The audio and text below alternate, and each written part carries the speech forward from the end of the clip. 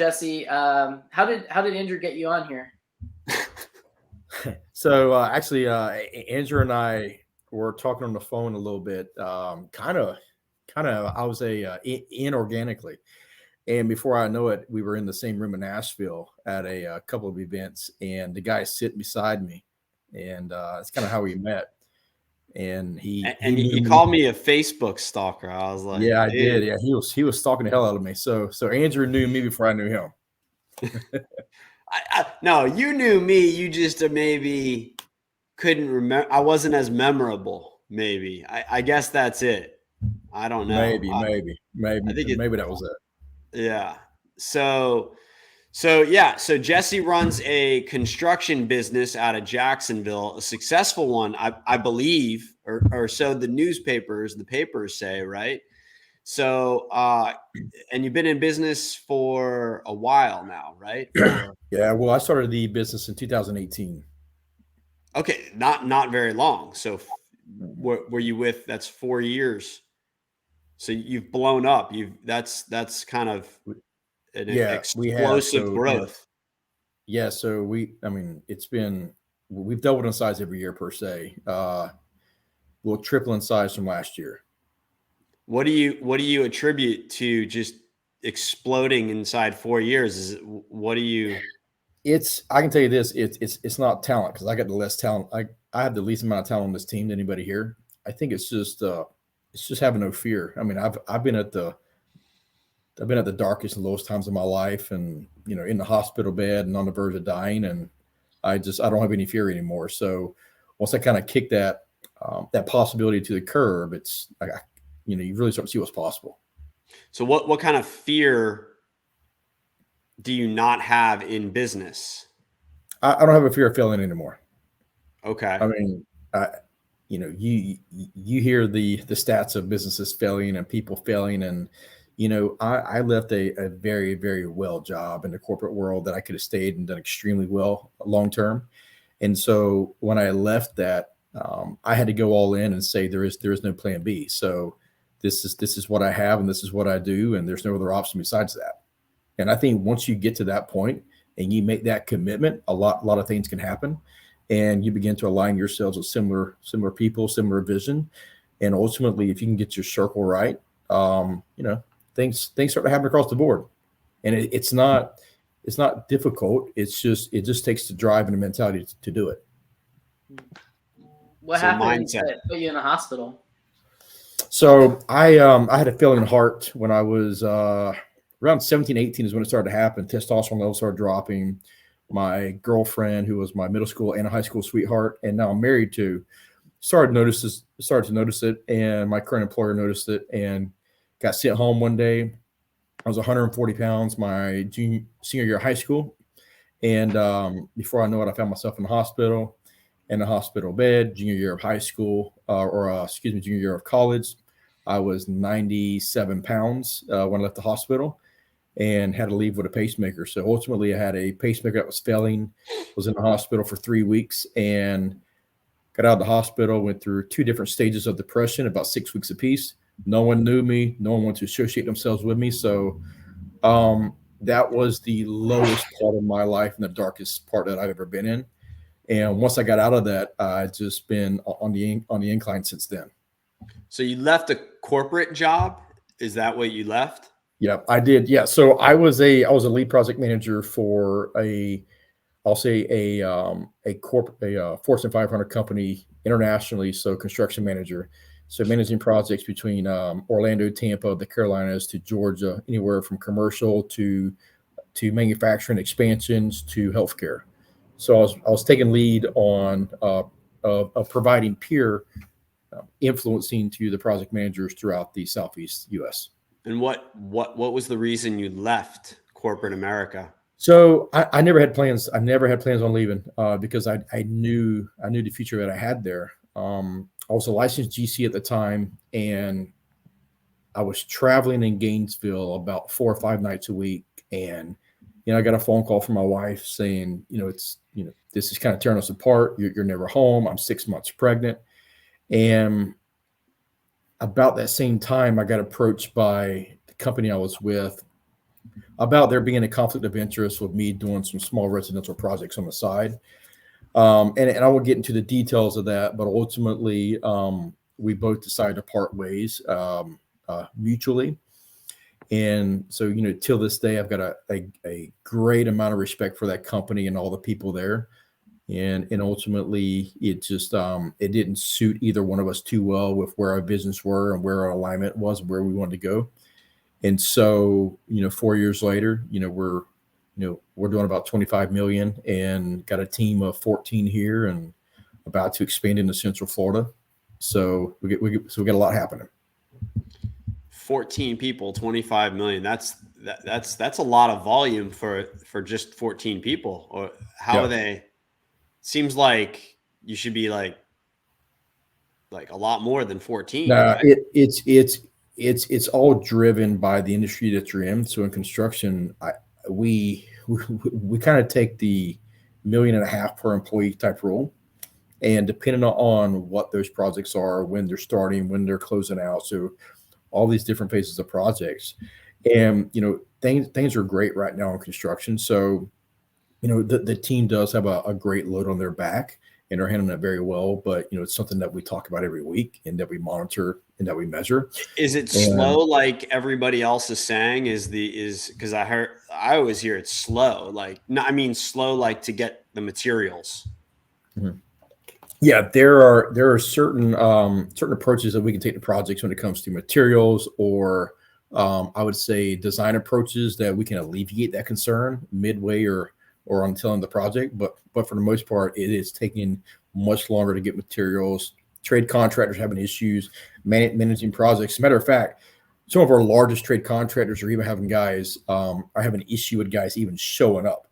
And we talk amongst ourselves and we say, well, how long is this going to last? And I think the tables are going to turn here very soon, and it's no longer going to be an employee-driven workplace.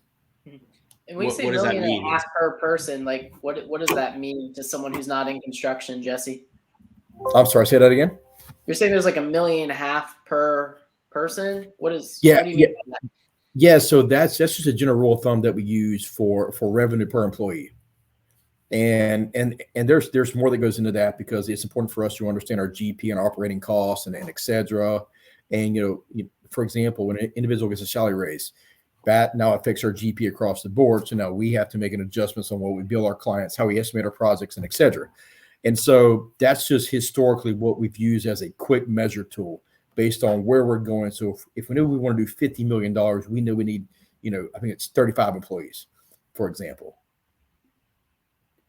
So do they have goals? Are they like, all right, we have to work on or generate $1.5 million in business annually? Or is that just kind of how the cookie crumbles?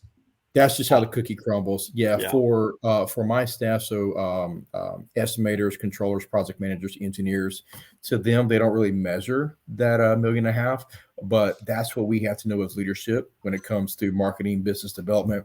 We know that if we're going to do $100 million, we have to have 75 people for that at a minimum. Right. So what is Ladson goals? Do you want to do 100 million annually? Do you want to just to live a free lifestyle? We will. So we're in the middle, or actually we're almost complete with it. We're in the process of a merger with my cousin who is in Central Florida. It'll ultimately take us from about 25, 30 million to about 50 to 60 come January 1. So us hitting the 100 million is in the very near future. So I'd say within the next 2 to 3 years, I can see us hitting 100 million. Are you going to grow through acquisitions or through hiring? No, through hiring. So I don't.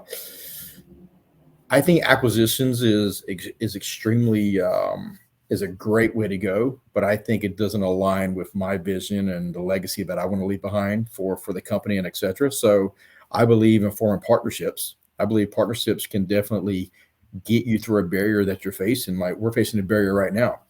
In order for us to get through that barrier, I've got to align myself with individuals that ultimately are going through the same struggles or have been through it. And ultimately, let's put our resources together and kind of break through it. And so that's what we're in the process of doing. So come January 1, we will be rebranded as a new company, and we will be now expanding into other areas of the state. What's can you say the company name? What it's Ladson Construction now, right? Not yet. Not yet. Okay. There's several things I can't say at this time, but I will say that it's the company is being rebranded, and so is his company. So, well, they're going to be the same. They'll be they will be one company at that point, but yeah, under a new entity. So what do you do within the business? Is it everything? What are you just building? Are you building commercial, right? Yeah. Is there anything beyond that? So the way it started out, Andrew, was that we had, when I left the corporate world, I started doing residential because it was the quickest thing for me to do to build revenue and income. Like building homes or what? Yeah. Within? Yeah. So I was building custom homes at that point in time. So I was telling myself, when I got X number of dollars, that's when I'm going to put in my notice and I'm going to leave. And then the whole thing happened with me leaving the company. Right. So we started out doing residential. I did residential for about the first year. I did a couple small commercial projects. And then so I just leveraged relationships and point of connections to resumes to ultimately get my foot into the door. And essentially when that happened, we found ourselves doing interior build outs the first couple of years. We got our first new construction build as a company, I'd say about a year ago. And since then we've gotten probably 5 or 6 since then. And our average size project now is about, I'd say about 2 million right now versus just 3 years ago, our average size project was 150,000. Whoa. And yeah. And so all of that came through alignment with the right people that we wanted to work with. So we got crystal clear on where we wanted to go, our values. And as long as they share the same values and our vision, then our alignment starts to happen a bit more. Did you always have those values in place, or did you have to put them in place and that's when you started to see the growth, Jesse? Good question. And what I'll say is I think core values can be used as a buzzword in the workplace. I think ultimately you talk about core values and workplace and balance, and all great things in life don't have a balance. I don't care what people say. There is no balance to something great. And so the values, I believe in being authentic. You got to be transparent what you do. You got to be honest and just be upfront about the situation. I don't believe in kicking around the bush. I don't believe in kicking the can down the road. If there's an issue, let's put it on the table and let's talk about it as a group. So this team does an incredible job on being a team and coming together and coming to a resolution rather than just sending an email or putting a responsibility in somebody's lap. It's more of a, hey, how can we help get to this resolution? And if we continue to do that and be authentic but honest in the way that we do it, that's how we continue to see these opportunities happen. Gotcha. And so you said your deals were 150 grand starting out. Now you're doing $1 million deals. 2 million. Yeah.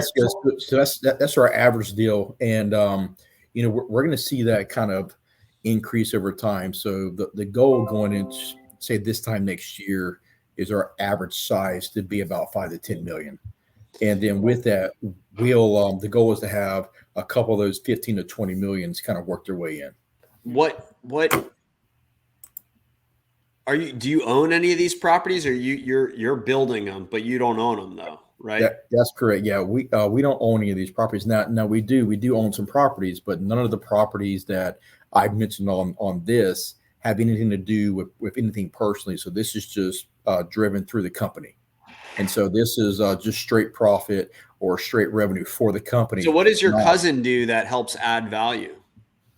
So here's the great thing about partnerships. So partnerships, everyone has strengths and weaknesses, right? My weakness, I believe, is when it comes to operations and understanding the analytical side of things to big job approach. He has a partner down there that's really, really good with understanding financials and forecasts. So while I'm good at it, I don't think it's my strength.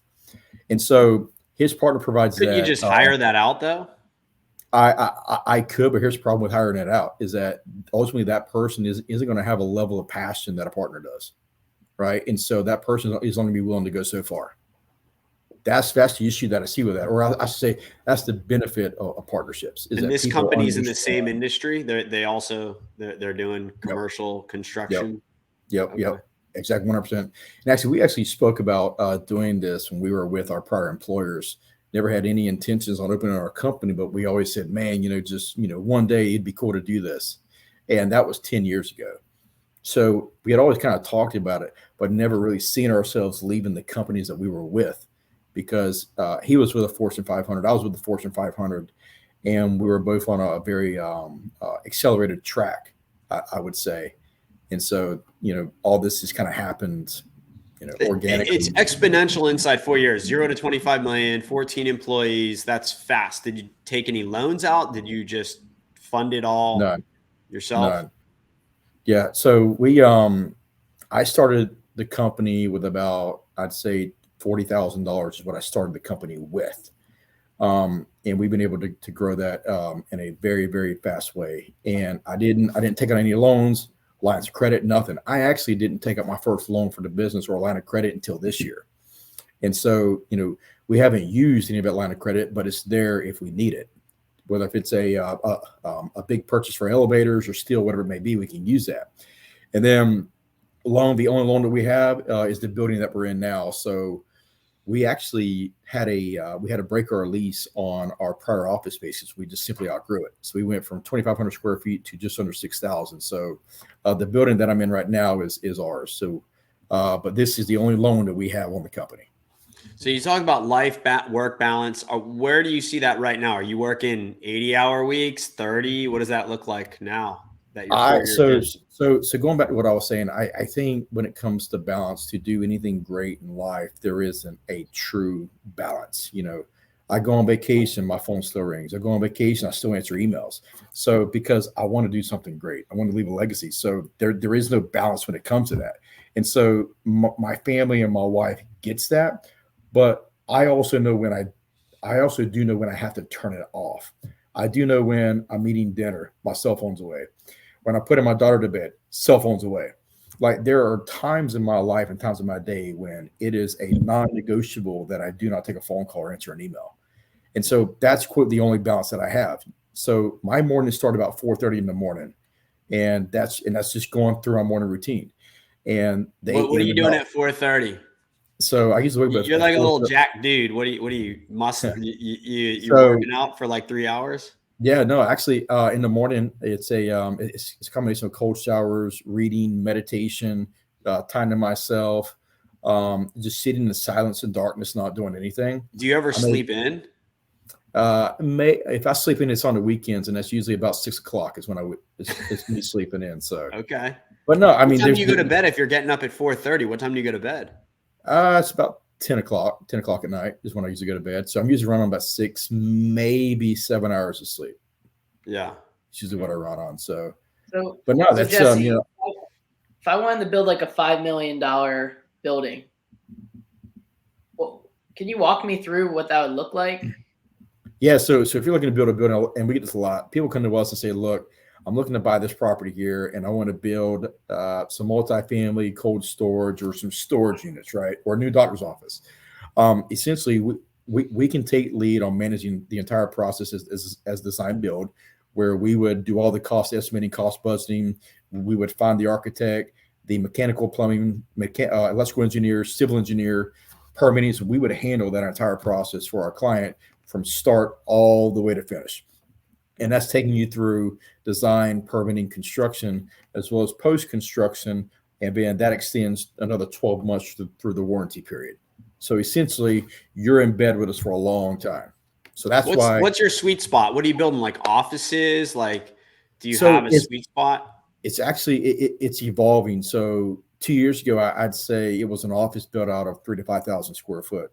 Right now, our sweet spot is anywhere from 2 to 5 million. That's what I would say. And a lot of that are these out parcel developments from these Paneras, Tijuana Flax, retail centers. That's kind of our sweet spot right now that we're seeing a lot of opportunity in. But then we look beyond that and we say, well, what does our sweet spot look like come January 1? Because I believe that you have to speak into existence. So if I want my sweet spot, go for it. Speak it into existence now. That's right, 100%. So we are speaking right now where we want to be in January. I'll look back here because I got a project board of the bigger jobs that we're pursuing for 2023.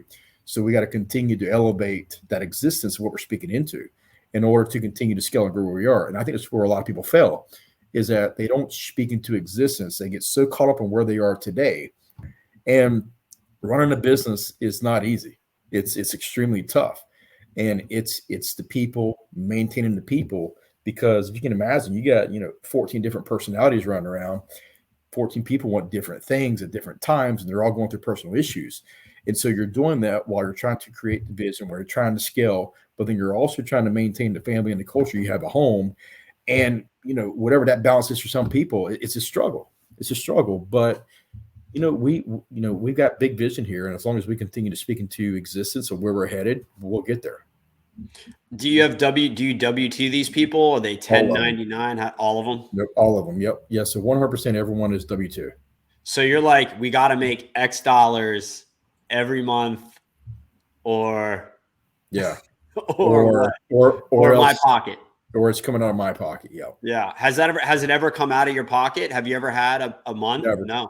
Never. So what do you do to make sure you hit your numbers properly, or where you want to be?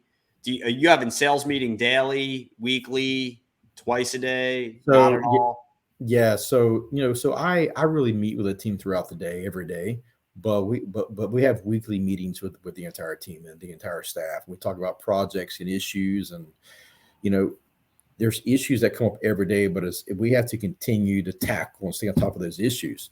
And, the reputation that we build has been really strong. So a lot of what we do is based on referrals in the internal relationships that then, spring out to new external relationships. So that's a lot of how we get, that's how we get a lot of our work per se. Are you buying leads? Is it all word of mouth? No. You ever bought leads? This is 100 word of mouth, marketing, branding. So Amber here in the office does an incredible job on our branding and us staying in front of people. And it kind of goes back to what people say, you have to be present to win.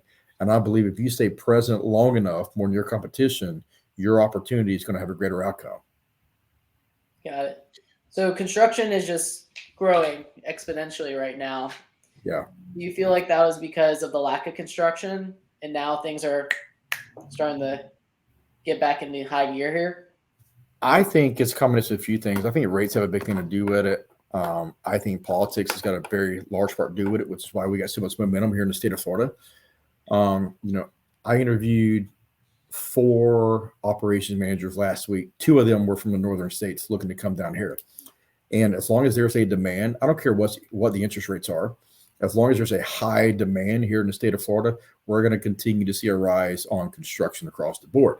Now, there are going to be some investors and developers that halt the brakes or pump the brakes per se. And we have seen that on very, very large deals. People pump the brakes. They're not pulling the deals. They're just pumping the brakes because they don't know what's going to happen.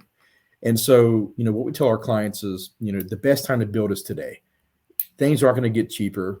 Even if rates do go up and costs come down, you're still going to, you might even spend more because of what rates are going to. If you're waiting for rates to come down and the cost goes back up, what's the difference in waiting 2 years from now? And I think a lot of people get so caught up on the what ifs instead of being in the moment now and really taking action on what they can control.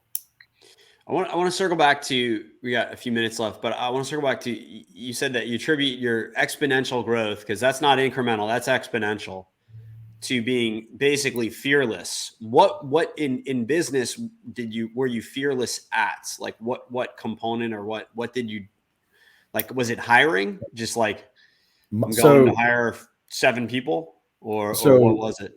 So I have a lot of fears in business, but I can't let them control my decisions. And that's what I mean by not being fearless. So the first biggest fear I ever had was my first hire. I could not understand or even fathom paying a salary when I was already doing everything. And then my next fear was getting in an office. And I remember in that, just 2 years ago in that office, it was me and one guy. And I'm like, how in the hell am I going to fill this office? What did I just do? I could be working out of my home office with my $200 IKEA desk and be okay. But then I met, Andrew, Coach Burt, which Coach Burt. I met the whole team there, and I got around the circle, and I started to see the potential that I had. And it wasn't really until a couple of years ago, but I started to see all that, which it's really helped aided to where we are. Are you building out these greatness factories? No. Why not? No. I'm making sure that we, it is a good question. But we're going to keep the distance in relationship. And I think, I think some relationships are great for some things. Do you think that you should do business with your friends? I have some people that say no. I think you have to establish the expectations and the boundaries up I front. think it depends on the friend. It does. I think you have to establish the boundaries, because I'm doing work with a great friend of mine, and the project is an absolute mess. Nothing to do with us. It's just all design and permitting. We haven't even started, but yet my name's on the project, and I'm always getting asked the question. But he understands what the boundaries are, and then on the weekends, it's like we don't have any project going on. We don't talk about it. It's like how things were before. So yeah, I think there's a great opportunity in there, but I think you got to set up the expectations and those boundaries and be clear about it. And both of you got to respect that. Has anyone not lived up to the expectations? Oh, happens all the time. How do you handle that? Well, there's a couple things. So it can come from our trade suppliers, vendors, internally, externally. And I believe you got to have the conversation. You got to have the conversation of what the expectations were, where they fell short, and how do we get back on track. And again, it's not complicated. It's not complicated at all. You just got to sit down and have a conversation. How you're going to work through it. You're not talking about like you suck, you're gone. It's more of like, hey, like this isn't going according to plan. How are you going to resolve it? Well, it's just being honest and transparent about it. Just have the conversation. Mm-hmm. And that's even with our clients. When a project starts to go south, let's just, we sit down with the client, we get the project team involved, and we say, look, let's identify what the issues are. What is the root cause? Is it just one personality? Because one person can ruin the entire project. We can be a great company. So have you ever fired anybody? Yeah, of course. So how many people have you gone through in the 4 years to get the 14? Probably 4 to 5. Oh, that's okay. Yeah. No. And really, how many do you think you've interviewed? Oh, probably 30 to 40. Oh, you have a good interview to hire ratio. Well, yeah, we don't interview everybody. Yeah. We interview everybody. Right. Resumes that come across the desk and we just don't even look at them. Now, number of resumes we've received, I couldn't even tell you. Yeah. Yeah. So because here's the thing, I see my time being very, very valuable. And I don't want to have a guy in front of my desk if he's not a right fit on paper. And it's just from a high level looking in, it's just not going to work. I'm sure they're a great person. What's the next role you need in your company? So we are going to fulfill an operations manager role over here in the next 2 to 3 weeks. We're going to fill out a pre-construction department. And then ultimately when the merger happens, we'll have a new organizational chart on filling positions for area managers, per se, project executives, engineers. We got an intern starting up throughout the regions. So there's a lot. Interesting. That's exciting. The merger. It's also got to be scary, but you're fearless. It's scary. Well, I'll tell you what. You're used to controlling the pot, right? It's still family. It is, but I could use help where we're headed. Even the little we have, I could use some help. And I think we can only do so much as a single person in an entity, or also we can only do so much as the size that we are before you do need some help. And it's okay to ask for it. It's okay to me to talk on here and be vulnerable about me needing help, because I think we all do. I just don't think we ever talk about it. How many people are you going to be bringing? How many people are in the other company? 16. So yeah, 30. Yeah. 30. So it's pretty equal what you're bringing. Yeah, 100%. So yeah. So when I say they are the same, I'm talking about size-wise, volume-wise, structure-wise, it's identical. Programs, because of CRMs, insurance benefits, we began planning this a year ago to where the merge was seamless. So the companies for 401ks, the insurance companies, they're all the same. So you offer employees a 401k? We do. Yep. Interesting. Because so a lot of companies say that that's outdated. A lot of these modern business. No, I don't think that's true. I think that's absolutely incorrect. Do you do a match? We do. I think there's a lot of people out there who truly want 401ks. And I think that's ultimately a deciding factor for some people. I think people in the real estate game, don't see much out of 401k, and that's when I don't see too much out of it. I don't invest in it. I use it for tax purposes. Is what I do, which I think a lot of us do. But I think for some people it is a deciding factor. So so we wrote out the 401k plan, the retirement plans, full benefits package. We offer auto allowances, so we're very, very competitive with the other guys in the area. Cool. Well, Jesse, thanks for coming on the Never Broke Again podcast. I appreciate it. Yeah. Keep on building things. Yeah, appreciate it. Andrew, I'm gonna see you in Nashville. Yes, I'll be there. Good to know you'll be there. Are you going to be on stage? I don't know. Coach Burt may put me on stage to pitch about the event. I don't know. Yeah. Oh, wait, you just had an event, or you're going to have one? No, you're going to have one. Yeah, it's in October 6th and the 7th. Yeah, down in Orlando. 10/6, 10/7, Orlando, right? Yep. What is it? What is it called? Construction. What is it called? ContractorCon. So who do you want there? Anyone in the construction space per se. Okay. And so we identified an audience and we attacked it, being that's where our expertise is in our knowledge here, but it really applies in any area of the business. I think it's important. You just got to understand what audience you want to target. So it's going to be really exciting. We got. Are you getting into the coaching business? Are you coaching these? No. I've got no interest on coaching. I do want to build a community of contractors to come together. Does that not exist already? Is that not? It does exist. There's some groups out there, especially in the door-to-door industry. There's a lot. In the commercial construction space, it's very, very limited. This is truly the first event of its kind for commercial construction contractors or commercial contractors. It's the only event out there that is doing what we're doing. There's a lot of guys that mix in door-to-door. We don't want any door-to-door involved in this event. Right. Like how do you mean door to door? What do they do? What are they selling door to door? Commercial, like solar, insurance, pest control. But that's different. You're builders. Correct. But to that point, you'd be amazed on how they integrate with each other. And I don't want to be talking door to door sales with a CEO of a $200 million company. Well, you're not going door to door. Nope. Yeah. No. Which is what I'm saying is that this is the first event of its kind in the commercial construction space, because there are a lot of events and masterminds for door-to-door. And even though you can say it's construction, because if I'm a project manager for a door-to-door sales company, I'd probably go to RoofCon or a door-to-door con. Right. There is the RoofCon. Yeah, those. Correct. Yeah. And there's the Storm Ventures group does a bit of events too. Exactly. So there's a lot of them out there, and those guys do an amazing job at it. We just wanted to stay in our lane and our lane only, and focus on commercial. Yeah. So cool. Yeah. No, that's a good idea. How are you putting it out there? How are you selling? Have you sold tickets? How are you getting the? It's actually been an effort. We actually just hired another company to come in and do nothing but marketing and ticket sales for us. We actually just signed that contract this morning.